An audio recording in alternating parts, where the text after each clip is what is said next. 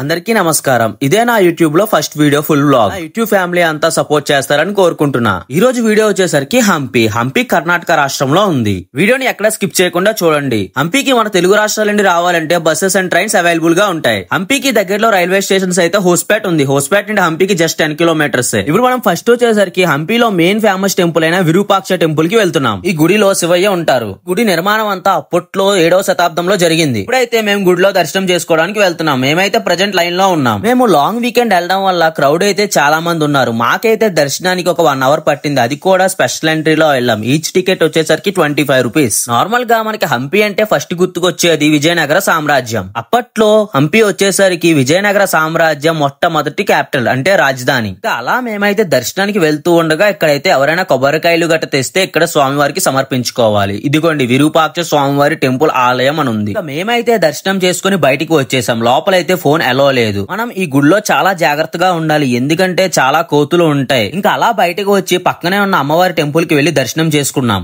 ఇంకా అలా పక్కనే చాలా గుళ్ళు ఉన్నాయి. అన్ని దర్శనం చేసుకుని వచ్చేస్తున్నాం. అలా బయటికి వస్తూ ఉండగా నాగేంద్రుడు కూడా మనకి దర్శనం ఇచ్చారు. ఈ గుళ్ళో ఒక స్పెషాలిటీ ఉంది. ఏంటా స్పెషాలిటీ అనుకుంటున్నారా? ఈ టెంపుల్ నుండి ఎగ్జిట్ కి వస్తుండగా మనకు ఒక సందు కనబడుతుంది. మనం ఇంకా లోపలికి వెళ్లి చూస్తూ ఉండగా గుడి యొక్క గోపురం మనకి రివర్స్ లో కనబడుతుంది. ఇలాంటిది 7th సెంచరీలో కట్టడం అంటే మామూలు విషయం కాదు. ప్రజెంట్ మనం వీడియోలో చూడొచ్చు ఎలా ఉంటుందో.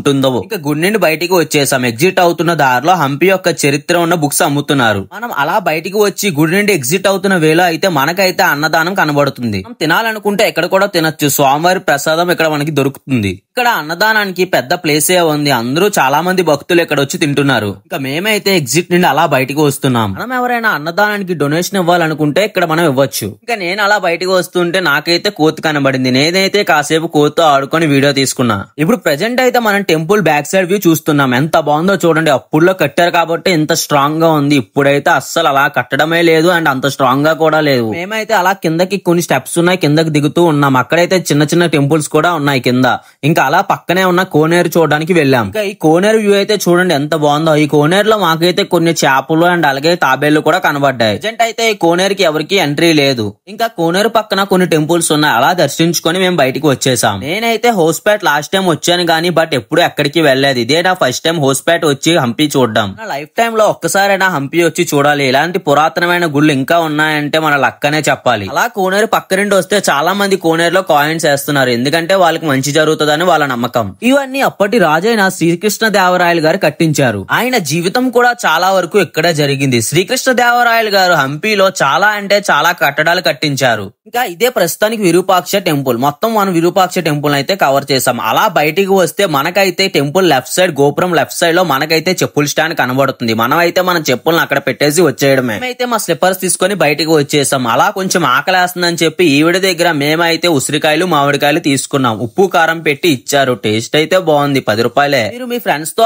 సోలో ట్రావెలింగ్ కి వస్తే హంపి అంతా తిరగడానికి మీకైతే గేర్ సైకిల్స్ ఇస్తారు. హంపి అంతా ఎక్స్ప్లోర్ చేయడానికి గేర్ సైకిల్ మీద చాలా బాగుంటుంది. బట్ అది రెంటల్ బేస్డ్ కాబట్టి తక్కువలో మనకైతే బడ్జెట్ లో అయిపోతుంది. మనం అలా వెళ్తూ ఉండగా మనకైతే ఈ గుడి పక్కన తుంగభద్ర రివర్ కనబడుతుంది. అలా తుంగభద్ర రివర్ కి వెళ్దామని మేమైతే వెళ్తున్నాం. దారిలో చాలా కోతులు ఉన్నాయి. మన మీద అటాక్ కూడా చేస్తాయి. సో చాలా జాగ్రత్తగా ఉండండి. ప్రెజెంట్ మనం అలా ముందుకు వచ్చి చూస్తూ ఉంటే ఇది విరూపాక్ష బజార్. అప్పటి కాలంలో శ్రీకృష్ణ దేవరాయల సామ్రాజ్యంలో ఈ బజార్ ఉండేది.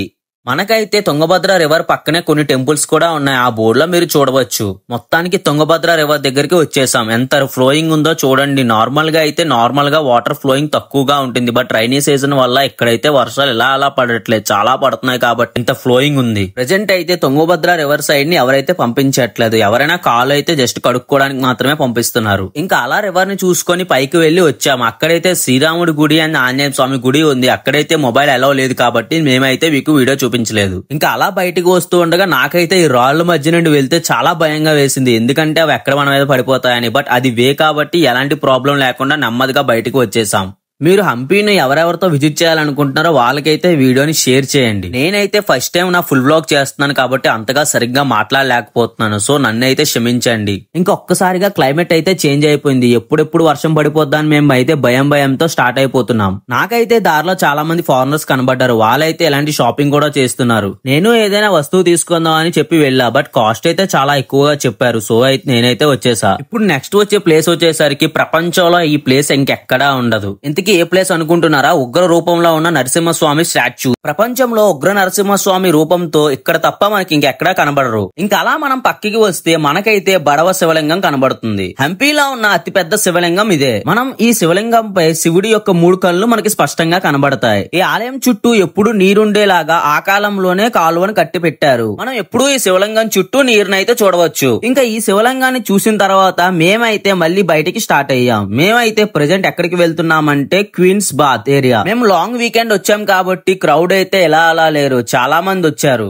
మనమైతే ప్రెజెంట్ ఇప్పుడు క్వీన్స్ బాత్ ఏరియాలో ఉన్నాం. చిత్రాయ్ అనే రాజు రాణుల స్థానాల కోసం ఈ గదిని ఏర్పాటు చేశారు. ఇంకా ఈ ప్లేస్ ని అయితే మనం మస్ట్ అండ్ షుడ్ గా విజిట్ చేయాలి. ఈ ప్లేస్ అయితే మనకి హంపి టెంపుల్ నుండి ఒక 2 కిలోమీటర్స్ వరకు దూరం ఉంటుంది. అప్పటి కాలంలో తుంగభద్ర నది నుండి ఇక్కడికి కాలువలు పెట్టి ఈ ఏరియానంతా మనకి వాటర్ తో ఫిల్ చేసేవారంట.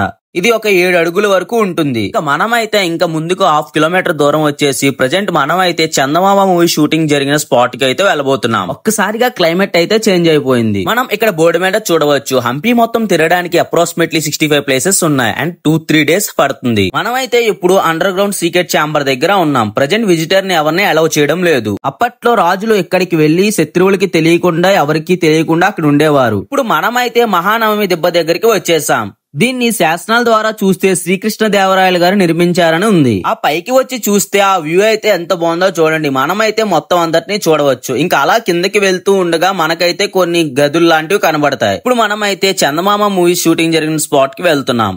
ఇదిగోండి మనమైతే చందమామ మూవీ స్పాట్ జరిగిన ప్లేస్ కి వచ్చేసాం. ఈ ప్లేస్ అయితే బ్లాక్ స్టోన్ పుష్కరిణి, అక్కడ కోనేరు. తుంగభద్ర నది నీటిని ఇక్కడికి తీసుకువచ్చి ఈ కోనేరులో నింపేవారు. అలాగే మనమైతే పక్కన ఇక్కడ చిన్న చిన్న గదులు లాంటివి, అండర్ గ్రౌండ్ గదులు లాంటివి కూడా చూడవచ్చు. ఎక్కడైతే ఏ ప్లేసెస్ ఉన్నాయో ఈ స్టోన్ మీద రాశారు. మనమైతే హంపీలో కొన్ని ప్లేసెస్ విజిట్ చేస్తూ ఉండగా సడన్ గా పెద్ద వర్షం అయితే స్టార్ట్ అయిపోయింది. ఇంకా హంపీలో మనమైతే చూడాల్సిన ప్లేసెస్ చాలా ఉన్నాయి. నేనైతే కొన్నే కవర్ చేశాను పెద్ద వర్షం రావడం వల్ల. ఇలాంటి టైంలో మనం చాలా జాగ్రత్తగా ఉండాలి. అందరూ ఒకేసారి రావడంతో తొక్కిసలాట జరిగే ప్రమాదం కూడా ఉంది. నాకైతే ఇంకా న్యూ ప్లేసెస్ ఎక్స్ప్లోర్ చేయాలని ఉంది, బట్ వర్షం అయితే చాలా ఎక్కువగా పడుతుంది. ఇంకా మేమైతే లంచ్ చేయడానికి కర్ణాటక గవర్నమెంట్ యొక్క రెస్టారెంట్ కి వెళ్ళాం. మేమైతే బఫే తీసుకున్నాం. ఈచ్ బఫే వచ్చేసరికి 250 రూపీస్. పర్లే, టేస్ట్ అయితే బాగుంది. కర్ణాటక ఫుడ్ కాబట్టి అడ్జస్ట్ అవుతూ తినాలి. లాంగ్ వీకెండ్ కాబట్టి క్రౌడ్ అయితే చాలా మంది ఉన్నారు. ఇంకా నేనైతే మా అక్క వాళ్ళ ఇంట్లో ఉంటున్నాను కాబట్టి వాళ్ళ ఇంటికి రిటర్న్ అయిపోయా. నేను చేసిన ఫస్ట్ ఫుల్ వీడియో మీకు నచ్చింది అనుకుంటున్నా. ఇలాంటి మోర్ వీడియోస్ కోసం ఎంకరేజ్ చేయండి. ఈ వీడియోకి లైక్ అండ్ షేర్ చేయండి. అలాగే కామెంట్ కూడా పెట్టండి. ఇలాంటి మోర్ వ్లాగ్స్ కోసం మన అకౌంట్ ని సబ్స్క్రైబ్ చేయండి. Thank you for watching.